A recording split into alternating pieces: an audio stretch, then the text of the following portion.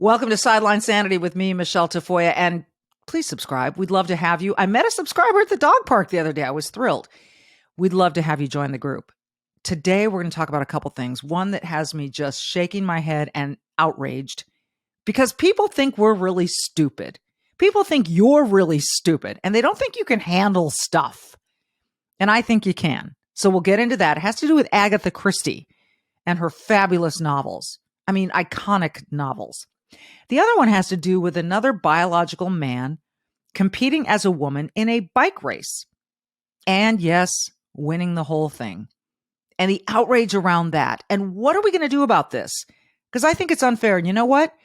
It's not that I'm a female, a white woman, however you want to describe me. By the way, I'm Hispanic, so I'm not really white, even though I kind of look white. It's not that has me outraged. It's the fairness of this. And I will describe to you a conversation that I had in the last 24 hours with a gay man whose take on all of this may really surprise you. That's next. For nearly 3 decades, she's reported the action from the sidelines. She started very young. She's covered the NBA, NFL, Olympics, and the college football and basketball national championships. And now, during these insane times in our world, Michelle Tafoya thinks we need a serious dose of sanity. This is Sideline Sanity with your host, one of the sanest people on planet Earth, Michelle Tafoya.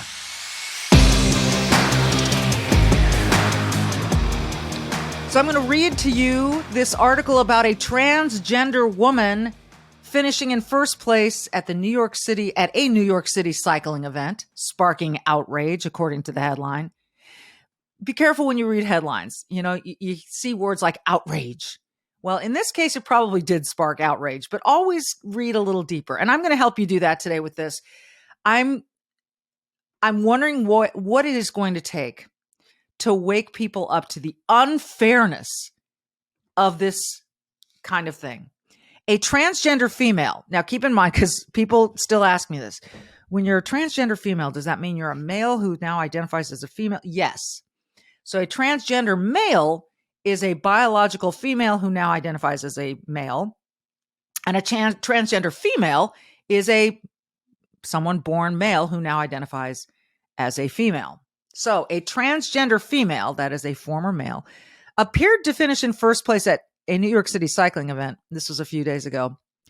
A social media post from NYC Cycling News showed Tiffany Thomas standing in between 2 biological females as the first place winner of Randall's Island Criteriums.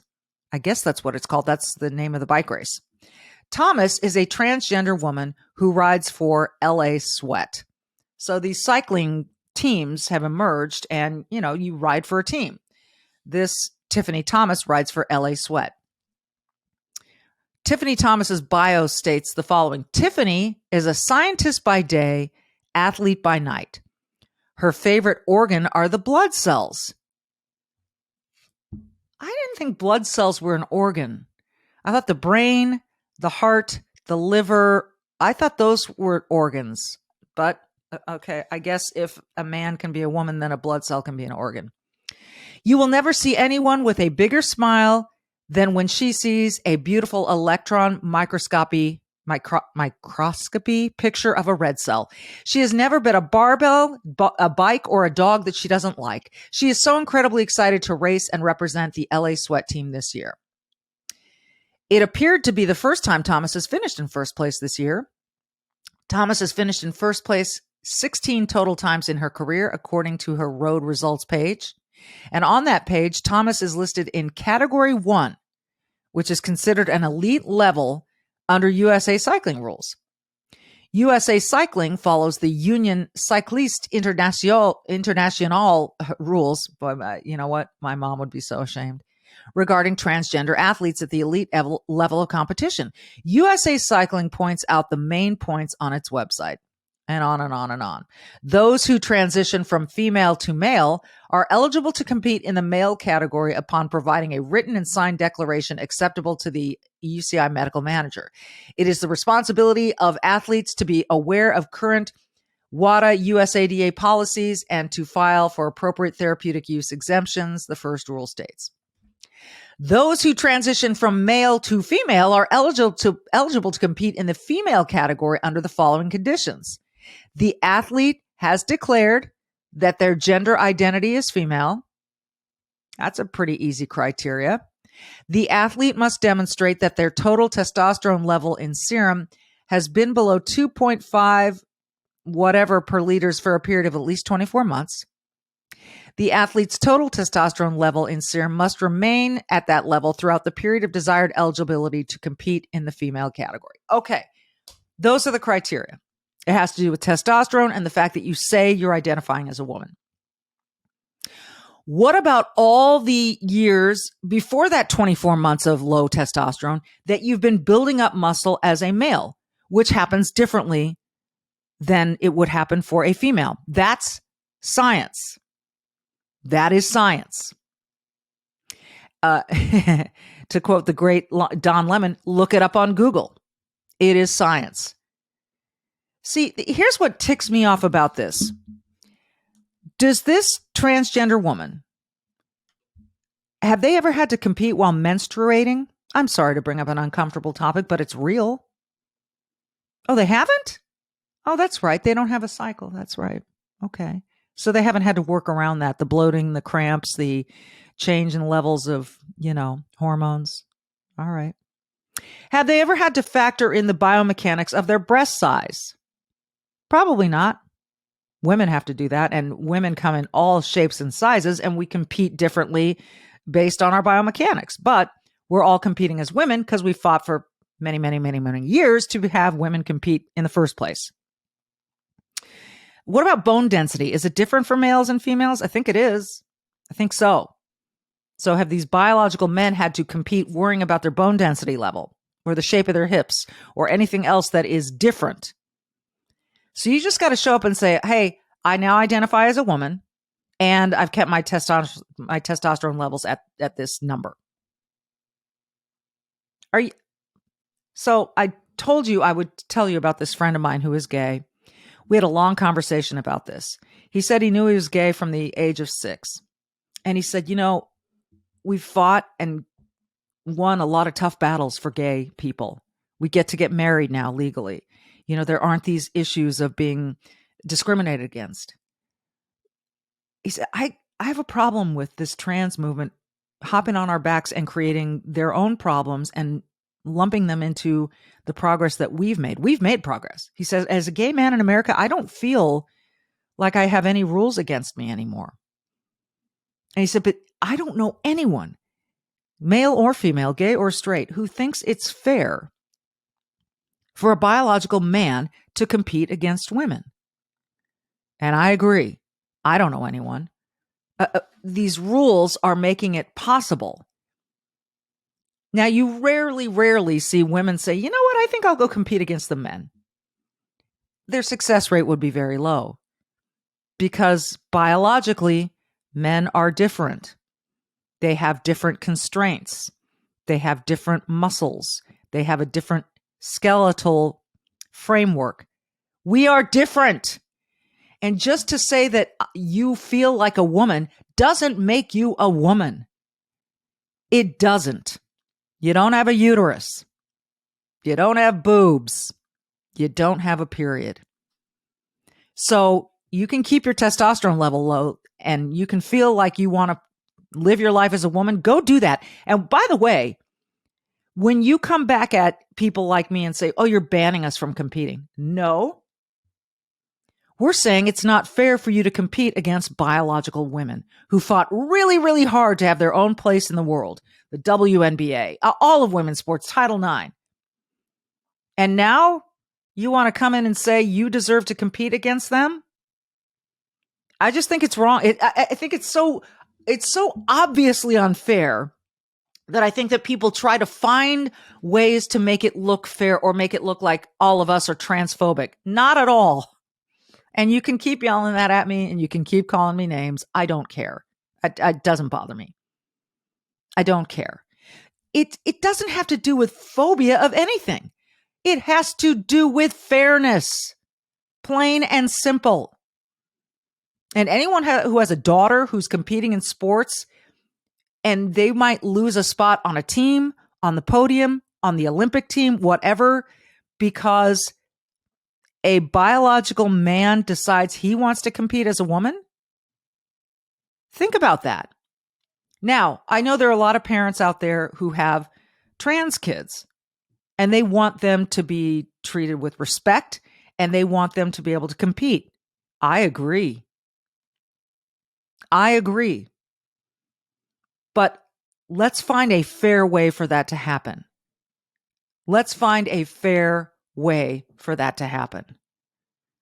It's really, really interesting that you see a lot of the gay and lesbian and bisexual, that LGB movement, trying to separate itself from the trans movement lately, only because they want very different things.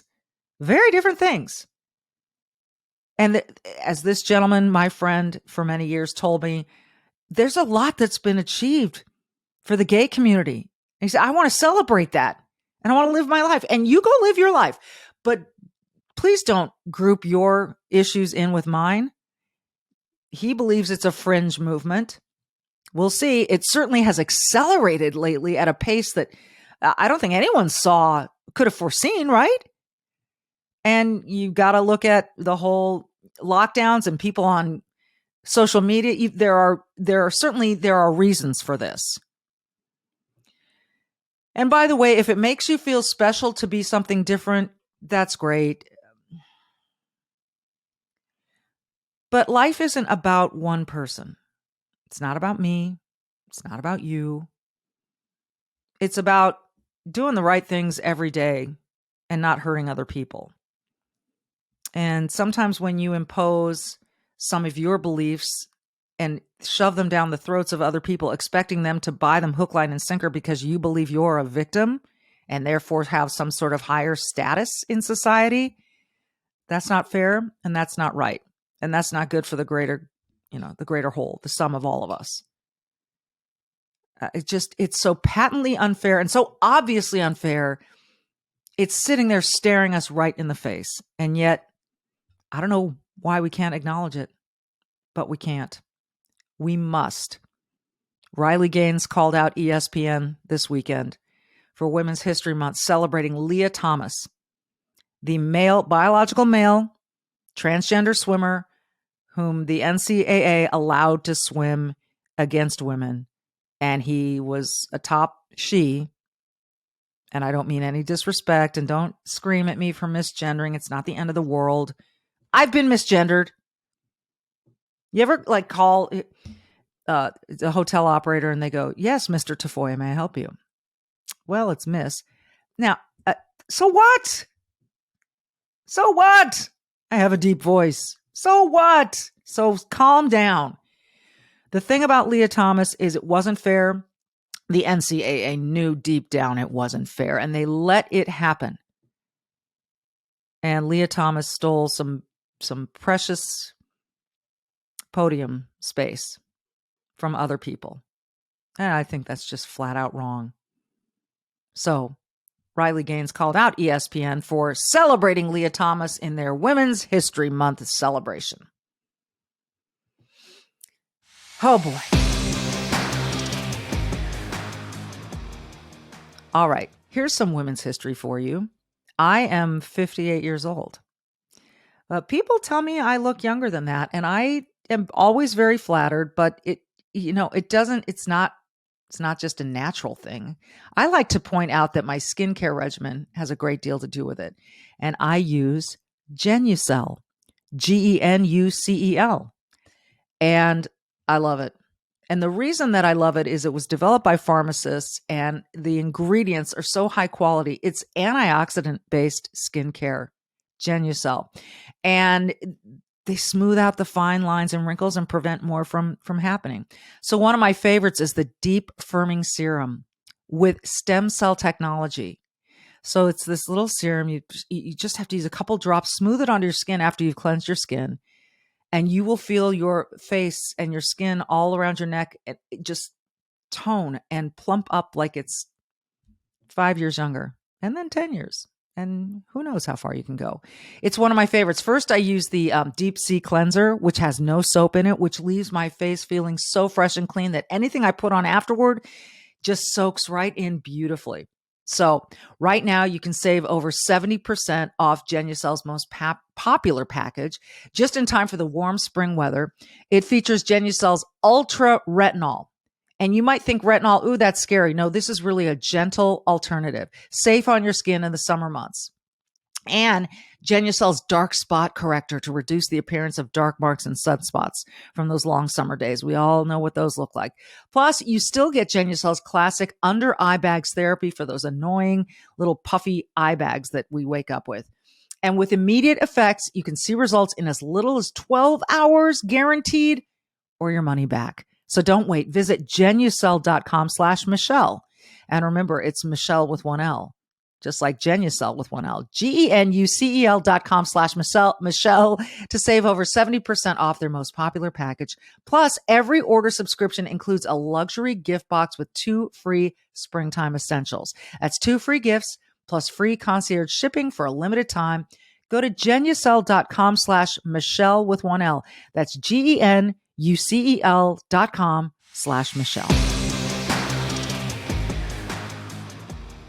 You know, they're trying to, speaking of updating and making look young, they're trying to update something that doesn't need updating, and that is Agatha Christie books. We've talked on this podcast before about how certain books, they go through and they change the language. They did this to Roald Dahl's books recently. And finally, enough pressure was put on the publisher that they said, okay, we're going to publish both the original text and this new updated, less offensive text. Can I just tell you something? I think you're mature enough to read anything and decide for yourself if you want to be offended. And I say want to be offended because it is your choice. Please don't ever forget that. You get to decide whether or not you're going to be offended by something. Like, I don't get offended when people call me Mr. Tafoya on the phone. I don't. So that's my choice. Several novels by Agatha Christie. And if you don't know that name, shame on you. Shame on your English teachers. Agatha Christie is a fabulous mystery writer. You've seen a number of her stories made into major motion films like Murder on the Orient Express. There are so many. But Agatha Christie is one of the great mystery writers of all time. And several novels that she has written have become the most recent works of literature to be updated to remove racist references and language that may be seen as offensive to modern day readers. So they're going to go in without Agatha Christie's permission and rewrite some of her stuff so that you don't get offended. Take that in for a minute. Let's say you're writing something and in 50 years, 100 years from now, someone decides, I really don't like the way this was written. I think we should change it because I think people here in, 2150 can't handle it. It's just too offensive. Now, see, one of the beautiful things about reading period pieces is that you take in the language, the verbiage, the tone of the times. And if you want to be offended by that, that's on you. And that's up to you. And you can choose that. That's fine. Go live your life. But is it fair to Agatha Christie to go rewrite her stuff? And the motivation behind this is that you can't handle it as a modern day reader. So HarperCollins has edited and in some cases scrapped entire passages from new editions of Christie's beloved detective novels Poirot and Miss Marple. This is according to the Telegraph. New editions scrape references to ethnicity, such as describing a character as Black, Jewish, or Oriental. Now, understand that Oriental was once a term described to use someone of Asian descent, Chinese descent. It was, there's a place in the world called Asia. And at one time, the Orient, thus Murder on the Orient Express. And so they were described as Oriental. And that's what Agatha Christie decided she wanted to use to describe these people. A female character's torso that was once described as being made of, quote, black marble, and a judge's, quote, Indian temper were also cut, as were references to gypsies and natives. Okay, so even though gypsies actually existed, and maybe still do, we can't reference them. They absolutely do. Say that again, John Berg? They absolutely still exist. They're all over Europe. I've seen gypsies in person. Okay. See, that's John Berg. He's kind of like my Google app sitting in the studio there, my producer. So the gypsies. Yeah, the Roma people are gypsies. They're all over Europe. There's entire gypsy communities all over Europe. Okay. So they still exist, and the references to them are being stripped out of Agatha Christie's books, as are natives.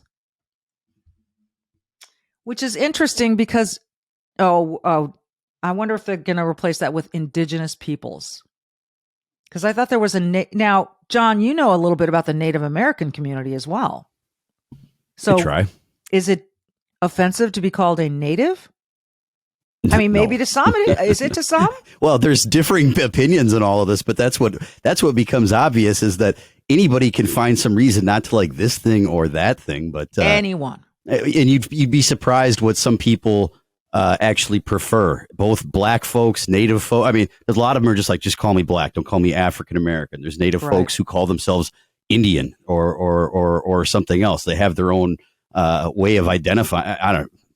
Getting hung up on stuff like that is just looking for something to complain about. Getting hung up on stuff like this is just stupid. And John just said it perfectly. Anyone can find anything to be offended by. I'm going to find something just to prove it to you. So the N-word has also been completely removed from the revised editions in both Christie's prose and in the dialogue spoken by her characters.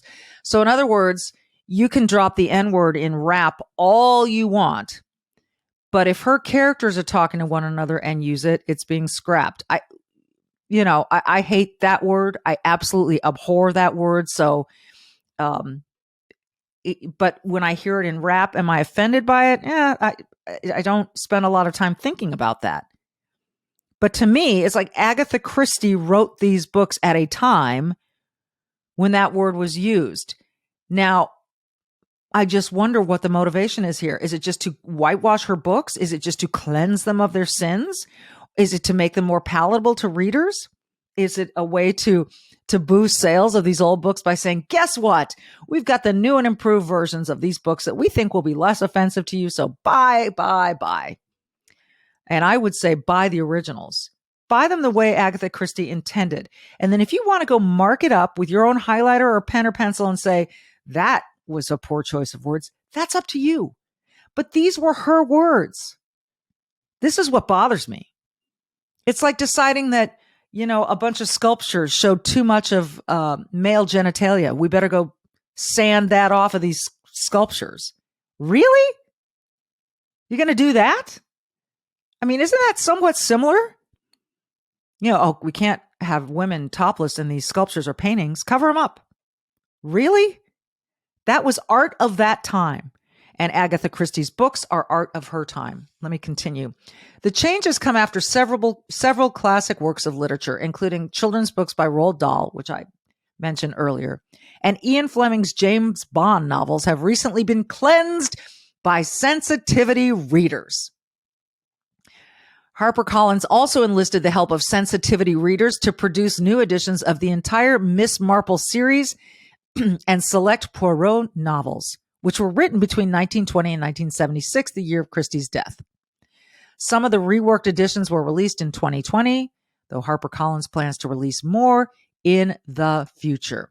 The edited books were written between 1920 and 1976. And so we're going to take her books and cleanse them for sensitivity. You better mark those books. They better be labeled that they've been edited by a publisher, that they were not written this way by the author. If Agatha Christie were alive today, she might approve of this. We don't know. What we do know, what we have in front of us, are books that she wrote over the course of 56 years and never revised on her own. So who are we to do this after she's died? You better keep the originals available as well. I mean, this is what's absurd about this. Okay. Much of Christie's own narration, including the inner monologues of Miss Jean Marple or Hercule Poirot, my French is not very good, but you get the idea, has been altered, and sections of dialogue that depict unsympathetic characters have been cut in the reworked versions. So they're unsympathetic characters to begin with, but because she used offensive adjectives, descriptives, to flesh out those characters, they're just removing it. Because you can't handle it. That's what they believe. You can't handle it. You can't go to that first page and say, when was this written? 1922? Oh, okay. Now that makes sense. You can't handle it. That's like saying Jane Austen's prose, which is so flowery, and you really have to soak it in order to understand it. Or Shakespeare, which you almost need a Shakespearean dictionary. You do, I think, in order to read a lot of it. You just going to rewrite that too? In old editions of the 1937 Poirot novel Death on the Nile, great book, the character Miss Allerton complains about a group of children who, quote, come back and stare, and their eyes are simply disgusting, and so are their noses, and I don't believe I really like children. Boy, that kind of describes a group of kids I used to know on my block. Snotty noses. Eyes look at me like, we don't like you. I mean, so that's an example of something that you can't handle. Thought I'd read it to you anyway. I hope you're okay. If you need to take a moment, find a safe space, go ahead and hit pause, come back when you're ready. However, in the new editions, Mrs. Allerton simply states instead, they come back and stare and stare, and I don't believe I really like children. So it takes out their eyes are simply disgusting, and so are their noses. So in other words, Mrs. Allerton can't have an opinion about these children's eyes or noses, even though she doesn't tell you what it is about them that makes them disgusting. She's just disgusted by them. That's up to her. I don't have a beef with Mrs. Allerton, although I'm sure we probably wouldn't get along. But anyway, that's taken out so you are okay, so that you can go on and have a lovely day. The new edition of the 1964 Miss Marple novel, A Caribbean Mystery, excludes old descriptions of a West Indian hotel worker who smiled with such lovely white teeth. Similar references to beautiful teeth were also scraped. If someone ever described me as having lovely white teeth or beautiful teeth, I would be so stoked. But no one can, because I don't really have beautiful teeth. My poor parents spent for the dentistry and the orthodontics, but I lost my retainer and all, Anyway, teeth? Is this considered a racist thing that I don't know about? Because I'll be honest, I don't see that as a problem. Maybe it's something I don't know. I'm going to admit it right here. I'm ignorant of this, of something about teeth. In the same novel, an entire passage where a character cannot see a black woman in some bushes at night has been removed as well. So it's nighttime, there are bushes, and the character can't see somebody.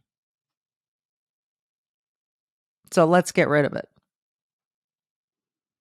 Because it's nighttime, and there are bushes, but the woman happens to be black, so she can't see her.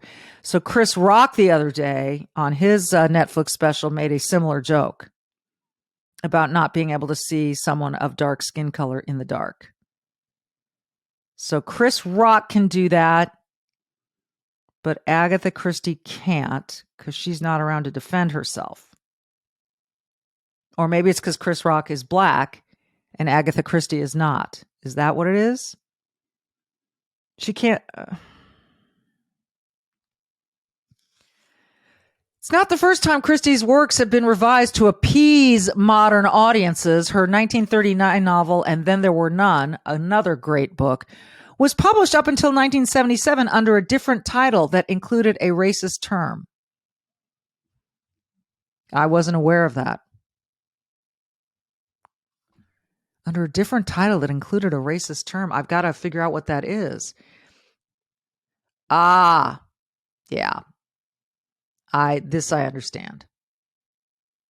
This I understand. I'm not even going to say the name. So let's see. And Then There Were None is a mystery novel by the English writer Agatha Christie, described by her as the most difficult of her books to write. It was first published in the United Kingdom by the Collins Crime Club as a book called 10 Little Blank, after the children's counting rhyme and minstrel song, which serves as a major plot element. The U.S. edition was released in January 1940 with the title And Then There Were None, taken from the last 5 words of the song.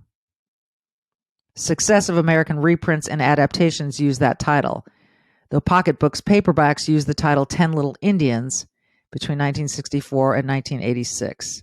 UK editions continue to use the original title until 1985. All right. Yeah. If you look it up And Then There Were None on Wikipedia, you will understand instantly why that name was changed. And that one I agree with. Because again, it's a word that I find aberrant. Michelle. But, yes. Why haven't these sensitivity writers gotten to Wikipedia? That's a great point. I mean, they need to clean up that Wikipedia page. They've really got to clean up Wikipedia here. That I just read what you were talking about. Did you just look at that? Trigger warning for everybody: don't Wikipedia anything ever, because there aren't any sensitivity writers there. There are no cleansers at Wikipedia, John. There are no sensitivity cleansers, and they really need to get on it because. No, look. I think there are some really obvious things in life. And I think then there are things that we have decided we have nothing better to do with ourselves and our leisure time or our productivity time, because there's an app for everything and a machine for everything. So we look for stuff to fix. And a lot of it doesn't need fixing. And language in particular is a place where people really want to start fixing. Just as an experiment, before I wrap up for the day, I'm going to go to a random article here. Drunken mistake leads to embarrassing hospital visit. I'm doing this to make a point. A 47-year-old man was left in extreme pain and needed surgery after he inserted a water glass into his rectum. This is a real news story. Just want to let you know that. I'm going to wait. I'm so offended by this. I can't believe this is a news story. Stop. Oh, the Nepalese man arrived at the emergency department admitting an object had been inside him for 3 days. Okay, a Nepalese. I said that wrong. Why did they have to say he was Nepalese? Why? Why did they have to do that? I'm offended. Initially, the man said it happened by accident before revealing he had inserted the glass himself for sexual gratification while intoxicated, according to the Journal of Nepal Medical Center. Why are we interested in what's happening in Nepal with glasses in people's rectums? I know it's a true story. I'm offended. I don't want to see this stuff ever published again. This is offensive.